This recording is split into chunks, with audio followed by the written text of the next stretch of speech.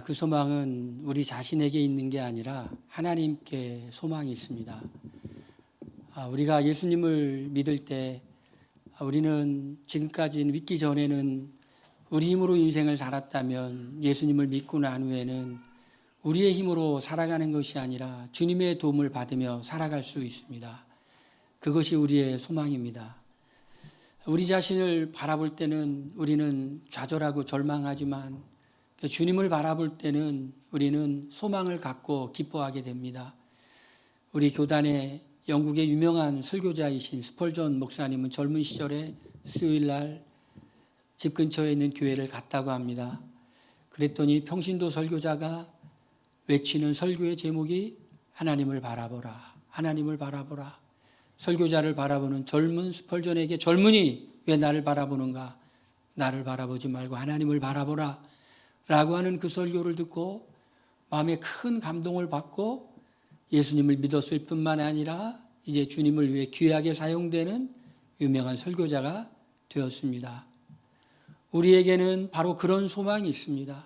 우리 자신을 또 우리 주변에 있는 상황을 바라보는 것이 아니라 주님을 바라봄으로 우리는 소망을 가질 수 있습니다. 또 우리가 구원받았을 때 우리에게 또 다른 소망이 있는 것은 우리 옆을 떠나지 아니하고 우리에게 늘 동행하면서 도와주는 성령님이 계시다는 것입니다. 이 성령님은 헬라어로 보에사라고 표현하는데 파라클레토스이죠. 바로 옆에서 도우시는 분입니다.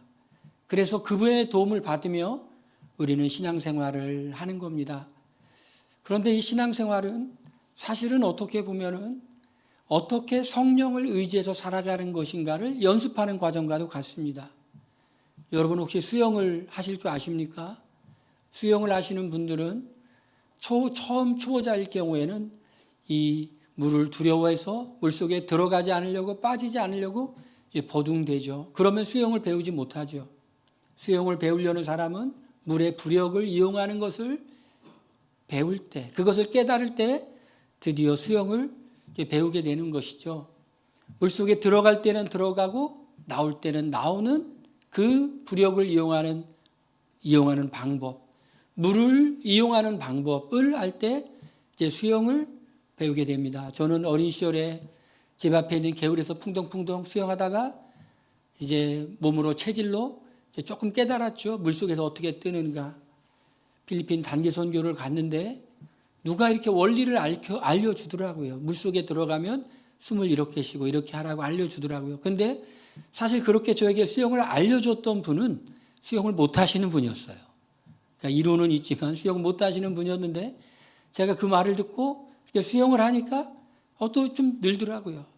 또 제가 가르쳤던 학생 중에 체육과 학생이 있었는데 그 체육과 학생이 또 이렇게 수영을 가르쳐서 지금은 어디 가서 수영하면은 좀 배운 수영이네 라는 말을 듣습니다.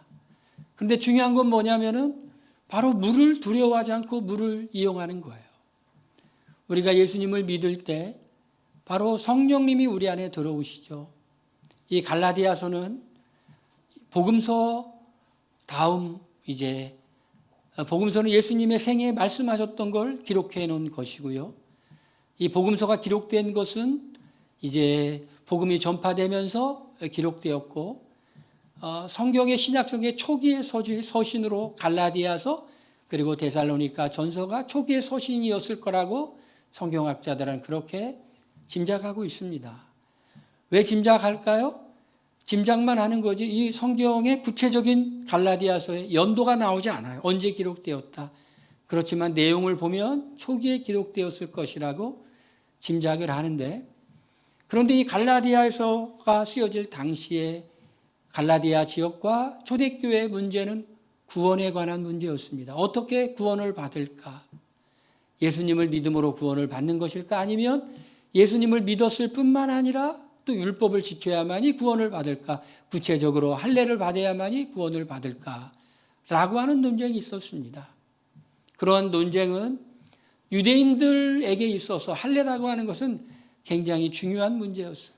왜냐하면 그들은 아브라함의 후손이었고 아브라함의 후손이라는 것은 아브라함이 하나님과 언약을 맺었고 그 언약이 자기들에게도 유효하게 미친다는 믿음이 있었기 때문에 그렇습니다. 그런 거에 대한 해답으로 갈라디아서가 기록되었죠. 갈라디아서를 기록한 바울은 이렇게 질문합니다. 너희가 믿을 때 성령을 받았느냐? 아니면 너희가 율법을 지킴으로 성령을 받았느냐? 라고 하는 아주 원색적이고도 단순한 질문을 던집니다. 우리가 성령을 따라가는 삶은 누가 살 수 있을까요? 그 삶은 바로 구원받은 사람만이 성령 안에서의 열매 맺는 삶을 살 수가 있다는 것입니다. 그러니까 이 갈라디아 성도들은 알았어요. 우리가 성령을 받은 것이 율법의 행위가 아니라 듣고 믿음으로 성령을 받았다는 걸 알았어요. 어떻게 알았을까요? 고린도 전서는 성령의 역사로 말미암아 은사가 나타나죠. 병을 고치는 은사도 나타나고 예언의 은사도 나타나고 그리고 귀신을 쫓는 은사도 나타나죠. 그런데 갈라디아에 있는 이 성도들은 예수님을 믿음으로 성령을 받았다는 것을 어떻게 알았을까? 그들의 삶 가운데 나타난 분명한 삶의 변화였어요. 갈라디아서 5장에 보니까 성령의 열매에 대해서 나옵니다. 사랑과 희락과 화평과 오래 참음과 자비와 양성과 충성과 절제. 이렇게 된 거예요. 나는 이렇게 살 수가 없는 존재예요. 그런데 예수님을 믿고 난 다음에 내 삶이 변화되었어요. 이거는 내 능력이 아니라 내 안에서 계시면서 나를 돕고 내게 힘을 주시고 내게 생각을 주시는 성령의 역사로 말미암아 내가 이렇게 변화되었다는 것을 알았습니다. 우리 예수 믿는 사람은 그냥 우리의 노력으로 신앙생활하는 게 아니라 바로 성령을 따라 살아가는 삶에 마치 수영하는 사람들이 물의 힘을 이용해서 수영을 하는 것처럼 성령의 인도와 성령의 도우심을 따라 우리가 신앙생활을 하는 거예요. 여러분, 이것을 알면 얼마나 쉽겠어요? 물속에서는 걷는 것보다 수영하는 것이 훨씬 쉽죠. 수영하는 법을 아는 사람은 물속에서 걷지를 않죠. 수영을 하죠. 그럼 더 빨리 가죠. 그래서 우리는 성령을 따라 사는 삶을 우리는 살아야 돼요. 이 성령을 따라 사는 삶은 누가 또 받을 수 있냐? 성령의 인도를 받는 사람이 성령의 열매를 따라 맺는 삶을 살 수 있다. 내가 너에게 이르노니 너희는 성령을 따라 행하라. 그리하면 육체의 욕심을 이루지 아니하리라. 성령을 따라 행하라 라고 말하고 있습니다. 요한복음에 보니까 성령은 어떤 분이신가 생각나게 하시는 분입니다. 내가 너에게 말한 모든 것을 생각나게 하리라. 그러니까 성령이 우리를 이렇게 신앙생활을 잘할수록 돕는데 두 가지로 도우세요. 하나는 어떻게 돕냐? 바로 인도해 주세요. 그러니까 생각나게 해 주세요. 조지 뮬러는 고아의 아버지라는 그런 별명을 들었고 그의 인생 가운데 수만 명 되는 고아들을 오직 주님만 의지하며 먹이고 입히고 재웠어요. 조지 뮬러의 기도를 읽어보면 일기 내용을 읽어보면 정말 기적적인 역사가 많이 나타나요. 그런데 그런 기적적인 역사는 우연히 나타나는 것이 아니라 그가 기도했고 성령의 인도를 따라 살아갈 때 하나님께서 기적을 보여주셨어요. 성령은 어떤 분이시라고요? 우리 마음 가운데 감동하시고 생각을 주시고 주님을 의지하면 주님이 이렇게 알아갈 수 있도록 가시는 그 분이 그냥 생각만 나게 하시는 분이 아니에요. 그분은 우리가 그렇게 살아갈 수 있는 힘도 주시는 분입니다. 여러분 그걸 믿으시길 바랍니다. 믿음으로 살아가려고 하면 주님이 힘을 주세요. 믿음으로 살려고 하는 도전을 할 때 힘을 주세요. 능력을 주세요. 우리는 두려울 때가 많이 있죠. 믿음으로 살 것인지 아니면 그냥 살 것인지 두려울 때가 있어요. 믿음으로 살기 위해서는 뭔가 모험해야 될 것 같아요. 믿음으로 살기 위해서는 내 능력이 부족할 것 같아요. 그런데 하나님은 언제 능력을 주시느냐? 우리가 그렇게 살아갈 때 능력을 주세요. 풍랑이는 갈릴리 호수에 예수님 없이 제자들이 배를 타고 이렇게 항해에 걸어가는데 풍랑이 막 일었어요. 예수님이 높은 산에서 기도하시다가 그 모습을 보고 물 위를 걸어옵니다. 이렇게 성격이 급하고 그리고 요즘 표현으로 말하면 이렇게 조금 나대게 좋아하는 베드로가 그럽니다. 나도 무리를 걷기를 원합니다. 예수님이 내게 오라고 말합니다. 베드로가 예수님의 말씀에 의지해서 무리를 걸어갈 때 바로 걸었던 거예요. 그러나 이 풍랑을 볼 때 베드로는 물에 빠져들고 말았죠. 여러분, 하나님은 우리에게 언제 힘을 주십니까? 뭔가 시도하려고 하는 순간에도 힘을 주시지만 바로 믿음으로 살아가는 시도를 할 때 그때 힘을 주세요. 그러니까 여러분, 하나님의 은혜와 능력을 내 삶 속에 내가 맛보기를 원한다. 경험하기를 원한다. 그러면은 믿음으로 시도해 보세요. 하나님께 기도하면서 시도해 보세요. 그럼 하나님이 우리에게 용기를 주실 것이에요. 힘을 주실 것이에요. 이전과는 다른 주님을 경험하게 될 것이에요. 이전과는 다른 차원의 믿음으로 인도받을 거예요. 우리는 그런 소원이 있습니다. 하나님을 더 가까이 느끼기를 원합니다. 하나님을 더 알기를 원합니다. 그렇다면 우리가 믿음으로 살아가는 그 자리에 주님이 이미 준비하고 계시고 이미 기다리고 계시고 이미 주님이 힘 주실 것을 작정하고 계시다는 거예요. 그렇게 우리가 믿음으로 살아갈 때 하나님의 여호와의 선하심을 맛보아 알게 될 줄로 믿습니다. 할렐루야. 그래서 우리는 성령을 따라 살아야 되죠. 근데 성령을 따라 사는 삶은 우리 개인 한 사람에게만 정말 좋은 사람이 되도록 하는 게 아니라는 것입니다. 갈라디아서 5장 말씀해 보니까 성령의 열매는 사랑과 희락과 화평과 오래 참음과 자비와 양선과 온유와 충성과 절제, 이거는 우리가 좋은 사람으로 만들어주는 거예요. 여러분, 세상은 어떤 사람을 기다릴까요? 좋은 사람을 기다립니다. 희생적인 사람을 기다리고 그리고 좋은 성품의 사람을 기다려요. 우리는 그런 사람을 매력적인 사람이라고 말하죠. 그런 누가 보기에도 좋은 사람, 그리고 본인이 행복한 사람을 성령을 따라 살게 되면 될 뿐만 아니라 그가 살고 있는 공동체에 그가 바로 성령을 따라 사는 삶의 열매를 맺게 되죠. 신앙생활은 혼자 하는 게 아니라 함께 하는 거죠. 하나님은 교회라는 공동체를 주셨어요.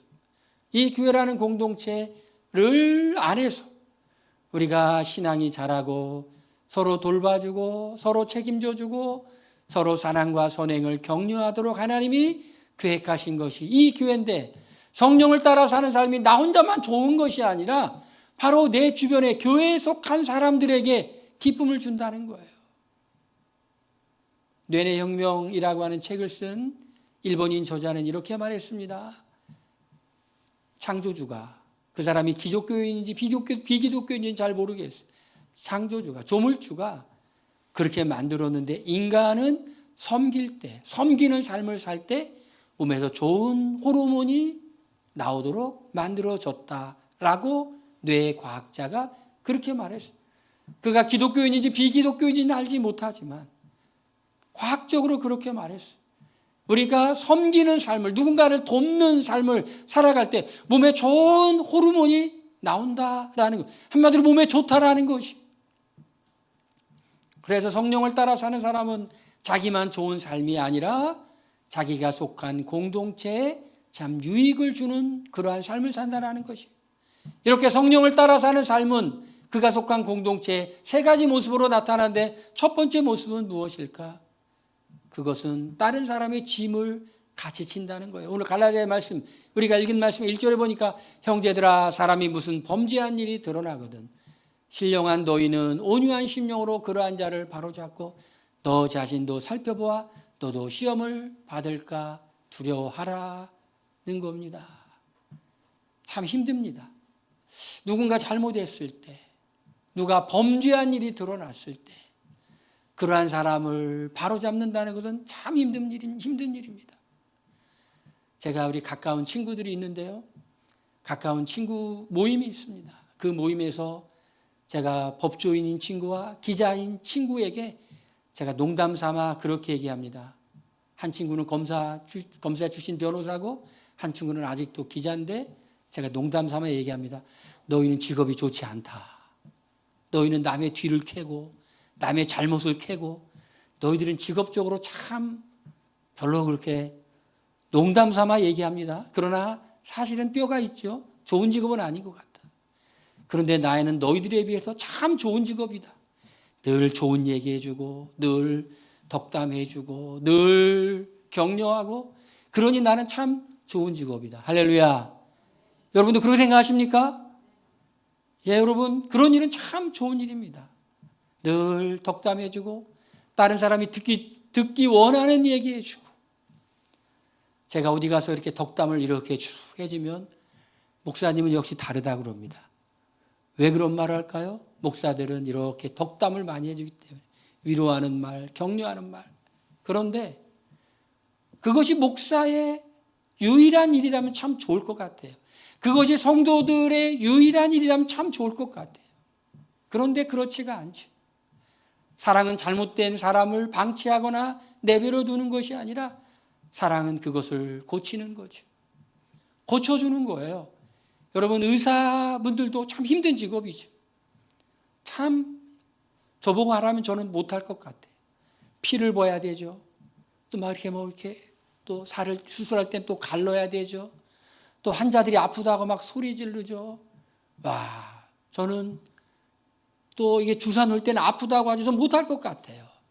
그런 일 하시는 분들은 정말 훌륭한 분들이라고 생각을 합니다. 뭔가를 고치는 일은 참 힘든 일이에요. 그러나 왜 그런 일을 할까요? 내버려두면 죽기 때문에, 내버려두면 더 병들기 때문에 부득이하게 그런 일을 해야 되죠. 여러분, 성령의 열매를 맺는다는 것은 범죄한 형제가 드러날 때 정죄하거나 판단하거나 너는 잘못했으니까 그 잘못으로 말미암아 잘못되라는 것이 아니라, 범죄한 일이 들어가던 신령한 노인은 온유한 심령으로 그러한 자를 바로잡고라고 말합니다. 온유한 심령으로 그러한 자를 바로잡고. 여기서 중요한 단어가 두 개 있죠. 신령한 노인이라는 것이 나옵니다. 신령하다라는 말은 영적이다, 성령 충만하다라는 의미고요. 온유하다라는 말은 잘 길들여져 있다라는 의미고, 산상수훈에서 온유한 자가 땅을 차지한다라는 것은 거기는 전적으로 하나님을 의지하는 가난한 마음을 의지하는 거죠. 그러니까 바로 잡기는 바로 잡는데 누가 바로 잡아야 되느냐? 그것은 성령 충만한 사람, 주님의 은혜를 아는 사람, 그리고 그것을 바로 잡을 때 온유한 심령으로 그러한 자를 바로 잡고. 얼마나 어렵습니까, 여러분? 우리가 정죄하고 판단하기는 쉬워도 그러한 잘못된 사람의 범죄한 일을 우리가 이렇게 바로 잡는 것은, 그것은 굉장히 힘든 일입니다. 너희 자신도 살펴보아 그러한 자를 바로잡고 라는 말이 헬라어 원어로는 어떤 의미일까? 그물을 고치는 것, 부러진 뼈를 새로 맞추는 것, 그런 의미입니다.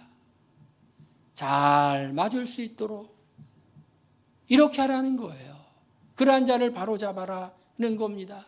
그러니 그런 일을 할 때는, 바로잡을 때는 우리가 정말 주님께 기도해야 되겠고, 주님을 절대적으로 의지해야 되고, 그리고 우리가 길들여진 마음으로 할 뿐만 아니라 그런 일을 볼 때 반면교사로 삼아서 우리 자신을 살펴보라는 거예요.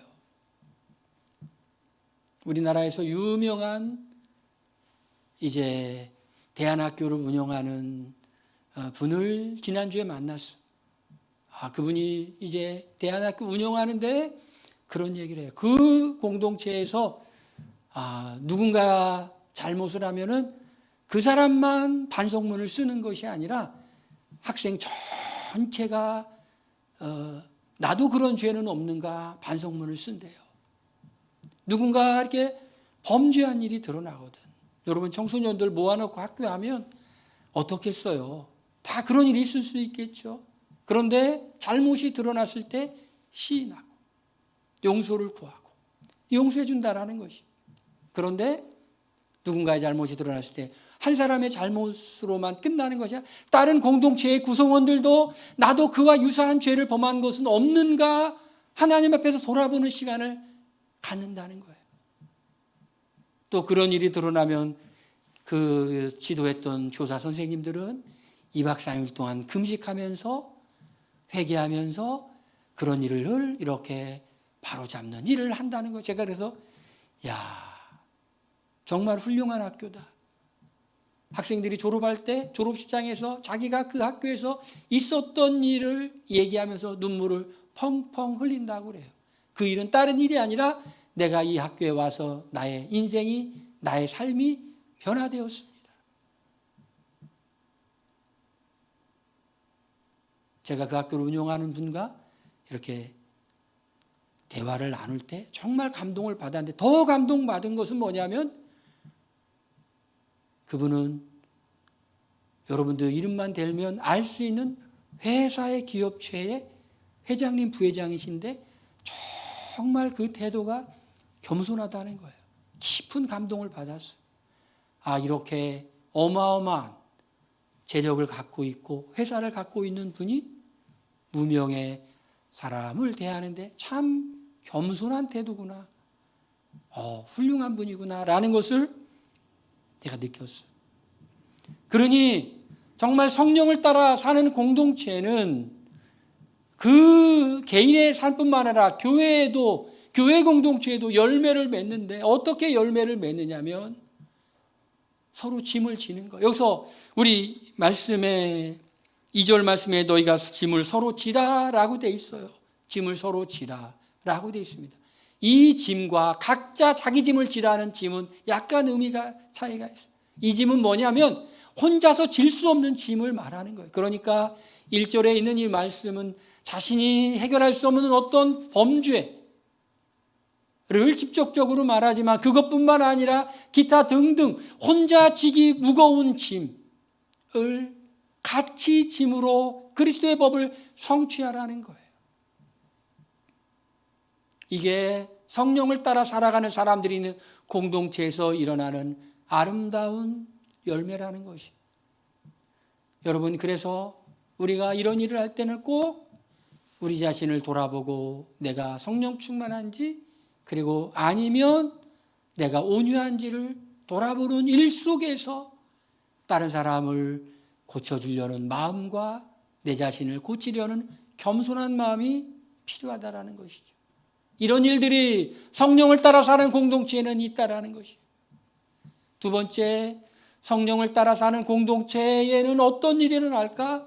그건 다른 사람의 짐을 지는 과정에서 교만해지지 않는다는 것이죠. 만일 누가 아무것도 되지 못하고 된 줄로 생각하면 스스로 속임이라고 말하고 있어요. 여러분, 우리가 교만한 마음을 품을 때가 있죠. 교만한 마음은 언제 품습니까? 우리가 비교할 때 교만한 마음 품고, 우리가 열등감은 언제 품어요? 이 열등감도 다른 사람과 우리를 비교할 때 열등감을 품게 되는 거죠. 누구와 비교할 때 교만한 마음을 품죠? 나보다 못하다고 생각하는 사람과 나를 비교할 때. 그런데 성경은 나보다 못하다고 생각하는 사람과 우리 자신을 비교하라고 말하고 있지 않아요. 로마서 말씀해 보니까 모든 사람이 죄를 범하였으며 하나님의 영광에 이르지 못했다. 하나님의 영광, 하나님의 기준은 하나님이지 다른 사람이 아니라는 것이. 다른 사람의 부족한 모습, 연약한 모습을 보면서 내 스스로 높아지고 아무것도 되지 못하고 된 줄로 생각하면 스스로 속임이라. 우리 복음서에 바리새인의 기도와 세리의 기도가 있죠. 바리새인은 세리와 비교하죠. 저 세리처럼 내가 죄도 안 지고 뭐도 안 하고 세리가 기준이 아니라 하나님의 기준이죠. 그런데 세리는 가슴을 치며 하늘을 우러러보지도 못하고 나는 죄인이라고 불쌍히 여겨달라고 하는 기도. 누가의 기도가 응답받았다고 하죠? 세리의 기도. 기준이 사람이 아니라 하나님이죠. 우리가 다른 사람을 돕는 과정 속에 우리는 교만해질 수가 있죠. 내가 뭐가 된 것처럼 생각이 될 수 있죠.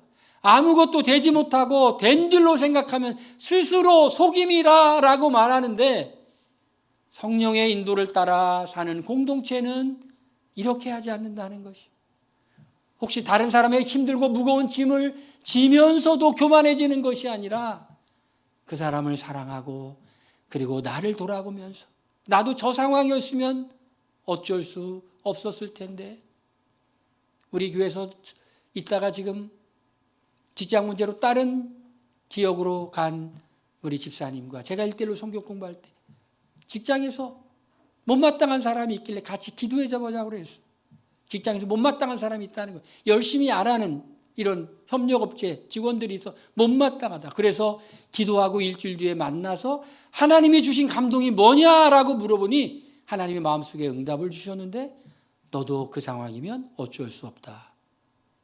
너도 그 상황이면 너도 그렇게 된다라는 마음의 응답을 받았대. 그러니 그 다음에는 어떻게 됐을까요? 왜 일을 저렇게 할까는 정죄하는 마음이 아니라 내가 잘나서가 아니라 상황이 달라서 그렇구나. 나도 저 상황이면 저렇게 되었겠지. 라는 마음을 품는 겸손한 마음으로 바뀌더라는 거죠. 여러분, 우리 정말 믿음의 공동체는 성령에 따라 열매를 맺는데 아무것도 되지 못하고 된 줄로 생각해서 스스로 속이는 사람이 하나도 없다라는 것이. 나는 아무것도 아니에요. 나의 나 된 것은 주님의 은혜입니다. 나를 불쌍히 여겨주시고 사랑해 주신 주님의 은혜입니다. 나도 얼마든지 비난받는 사람이 될 수 있지만 주님의 은혜 때문이었어요 라고 하는 겸손한 열매를 보이는 그런 공동체가 된다는 것이. 세 번째는 어떻게 열매를 맺는가 했더니 이런 성령을 따라 사는 삶의 공동체는 성령을 위해 심는 삶을 산다는 것이. 성령을 위해 심는 것이 무엇일까? 가르침을 받는 자는 말씀을 가르치는 자와 모든 좋은 것을 함께하라. 저는 이 말씀을 정말 좋아해요. 이 말씀이 성경에 여러 군데 쓰여있으면 좋겠지만 이 말씀은 여기만 쓰여있네요. 저는 말씀을 가르치는 자죠. 그러니까 여러분이 말씀을 가르치는 것, 이것은 정말 귀한 일이죠. 왜요? 하나님의 말씀이기 때문에 그래요. 하나님의 말씀이기 때문에 소중한 일이에요. 하나님은 이 세상을 구원하는데 뭘로 구원할까요? 전도로 구원해요. 사람들이 보기에 미련한 전도로 구원해요. 그런데 이 전도가 뭐예요? 복음, 하나님의 말씀을 전하는 거예요. 하나님은 이 사람들을 전도로 구원할 뿐만 아니라 이 사람들이 영적인 어린아이가 아니라 영적으로 성숙할 수 있도록, 그리고 영적인 성숙에 이르기를 원해요. 그런데 무엇을 통해 영적인 성숙에 이르죠? 다른 것이 아니에요. 말씀과 기도로 거룩해집니다. 우리는 바로 말씀과 기도, 말씀, 가르침을 통해 우리는 성숙해지는 거예요. 우리가 하나님을 알게 되죠. 예수님을 알게 되죠. 성령을 알게 되죠. 뭐를 통해요? 가르치는 것을 통해. 정말 중요한 일이죠. 가르치는 자, 온갖 좋은 것을 함께하라. 이것이 말씀을 가르치는 사람과 함께 믿음의 동역을 이루는 것이 성령을 따라 열매 맺는 삶이라는 것이. 또 성령을 위해 사는 삶에 자기 육체를 위해 심는 자는 육체로부터 썩어질 것을 거두고 성령을 위하여 심는 자는 성령으로부터 영생을 거두리라. 그러니까 자신의 죄악된 본성을 위해 살아가는 것, 그 결과를 보게 되죠. 당연히 보게 되죠. 속일 수가 없어요. 제가 아는 그 집사님이 그래요. 자기는 젊은 시절에 술을 굉장히 많이 먹었는데 주님을 안 만났으면 죽었을 거라고. 자기랑 같이 술 먹었던 친구들 다 죽었다고. 자기하고 몇 명 안 남았다고. 그리고 한 명 자기 친구를 전도했는데 얼굴을 딱 봤더니 얼굴에 표시가 나요. 평생 술을 많이 즐겼던 표시가 딱 나요. 근데 그분이 그래요. 자기는 죽지 않고 살았다. 열매를 거두는 거예요. 성령을 위하여 심는 자는 성령으로부터 영생을 거두리라. 성령의 인도를 따라 성령의 힘을 받아 살았던 사람들. 여러분, 우리가 성령의 인도를 따라 살려갈 때 주님 뭣도 주신다고요? 힘도 주세요. 힘도 주세요. 지킬 힘도 주세요. 영생을 거두리라. 심은 대로 거둔다라는 것이죠. 그러면은 우리는 어떻게 해야 될까? 우리는 기회 있는 대로 모든 이에게 착한 일을 하되 더욱 믿음의 가정들에게 할지니라 라고 말하고 있습니다. 우리 성령을 따라 사는 이 공동체에 속한 사람들이 우리가 해야 될 일은 뭘까요? 그것은 기회 있는 대로 모든 이에게 착한 일 하되. 저는 이 말씀 너무 좋아해요. 여러분 이 말씀 사랑하시길 바랍니다. 할렐루야. 어떻게 하라고요? 우리 기회 있는 대로 모든 이에게 착한 일을 하되. 모든 이에게 착한 일을 하되. 이거를 조금 더 피부에 와닿게 설명하면 이런 거예요. 여러분 누군가를 생각할 때 그 사람이 이렇게 따뜻하게 생각되어지는 사람들이 있죠.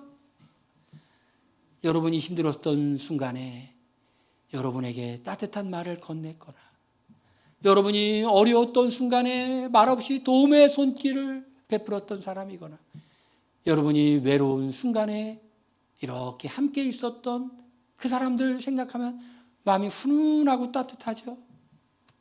여러분 그런 기억 없으신가요? 그런 기억 있으시죠?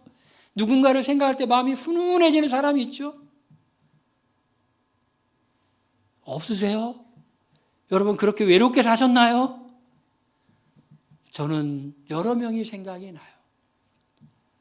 그런데 그렇게 훈훈하게 생각되어지는 분들이 저에게 행해줬던 일들이 어마어마한 일들이 아니었어요. 제가 중학생 시절에 우리 교회 전도사님이 신학교에 놀러 오라서 갔더니 그때 라면 사줬는데 나이가 들어 철들고 보니 그게 굉장히 따뜻하게 느껴졌어요. 다 어려웠던 시절인데 그 전도사님도 힘들었을 텐데 내게 라면을 이렇게 사줬구나. 제가 친구의 누나의 집에 이렇게 우연히 놀러 가는데 그 누님이 선교단체의 간사님이셨어요. 그 누님의 남편분도 선교단체의 간사님이셨어요. 참 어려운 형편이셨을 텐데 삼겹살을 이렇게 구워줬는데 그때는 그게 그렇게 고마운 줄 몰랐는데 나이 들어서 철들고 보니까 그분에게는 그것이 정말 쉬운 일이 아니었을 거다라는 생각이 들더라고요. 그래서 그 생각을 하면 지금도 이렇게 마음이 따뜻한 생각이 들어요. 내가 철없던 시절에 뭔가 안다고 생각했는데 잘못했을 때, 틀린 말을 했는데 틀린 것을 알고도 틀렸다고 말하지 않고 가만히 들어준 분들이 계세요. 무식하면 용감하다고 미국의 유명 대학에서 유학해서 박사학위 받고 오고 카이스트 박사학위 받은 분들 앞에서 막 영어로 성경을 설명하다가 잘못 얘기했어요. 근데 그분들은 잘못 얘기한 걸 알면서도 가만히 있었어요. 나중에 돌아보니 인격이구나 이게 인격이구나 라는 생각을 했어요. 또 우리나라에서도 최고로 유명한 대학, 전 세계적으로 최고로 유명한 대학에서 박사학위를 받았지만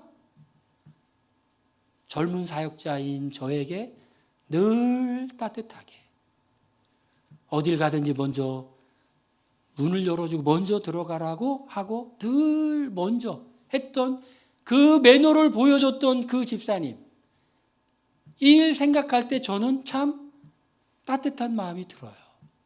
크게 도와준 분도 있지만 이렇게 사소하게. 성경은 이렇게 말합니다. 우리는 기회 있는 이들에게, 기회 있는 대로 모든 이에게 착한 일을 하되, 이 쉽게 생각하면 이런 거예요. 세월이 흘렀을 때 내 마음이 따뜻해지는 것. 세월이 흘러 내 마음이 따뜻해지는 것. 이거 착한 일이 아닐까? 제가 양수리 수양관에 이제 옛날에 산상 집회가 있을 때 거기에 제가 은혜 받으러 갔는데 강남중앙 침례교회에서 산상 집회를 하죠. 그 부목사님 중에 한 분이 저랑 같이 같은 비슷한 시에 공부를 했어요. 저한테 이렇게 말을 하더라고요. 혹시 양복 갖고 왔냐고. 양복 갖고 왔으면 마지막 날 안수기도 하는데 같이 안수하자고 그러더라고요. 근데 저는 그 말이 굉장히 따뜻하게 느껴졌어요. 나는 그냥 은혜 받으러 온 무명의 목사인데 나보고 같이 안수기도 하자고 하네? 하는 그 배려가 가끔 생각하면 제 가슴을 훈훈하게 해요. 근데 그분이 지금은 그런 분이니까 하나님 더 은혜를 주세요. 할렐루야. 경기도에 어디 있게 지금 어마어마한 교회를 건축하고 사역을 너무 기가 막히게 잘한다고 우리 교회를 방문한 노은석 선교사님이 지지난주에 얘기를 했어. 야, 그 교회 어마어마하다. 정말 모범적이다. 정말 너무 멋있게 교회를 줬고 하는 사역도 너무 멋있어. 제 마음속에 박수. 그리고 나에게 그렇게 잘한 분이 당연히 잘 되지. 할렐루야. 저한테 잘한 분들은 다 잘 되는 것 같아요. 근데 저한테 잘한 사람은 저한테만 잘하는 게 아니라 그런 것이 습관이기 때문에 대부분 모든 사람에게 잘한다고 생각해요. 우리는 기회에 있는 대로 모든 이에게 착한 일을 하되 모든 사람의 가슴에게 훈훈함을 주되 특히 믿음의 가정들에게 할지어다. 할렐루야. 여러분 오늘 이 자리에 우리가 마음에 그런 결심을 했으면 좋겠어요. 하나님, 내가 성령을 따라 행하며 내가 나만 좋은 게 아니라 내 주변에 있는 사람들에게 좋게, 내 주변에 있는 사람들에게 마음의 따뜻함을, 내 주변에 있는 사람들이 하나님의 성품을 드러내는 그런 삶을 살게 해주세요. 이런 결심을 하며 우리 이 시간에 함께 우리 통성으로 기도하겠습니다. 우리 말씀 생각하며 기회 있는 대로 모든 이에게 착한 일을 하되 우리가 통성으로 기도합니다.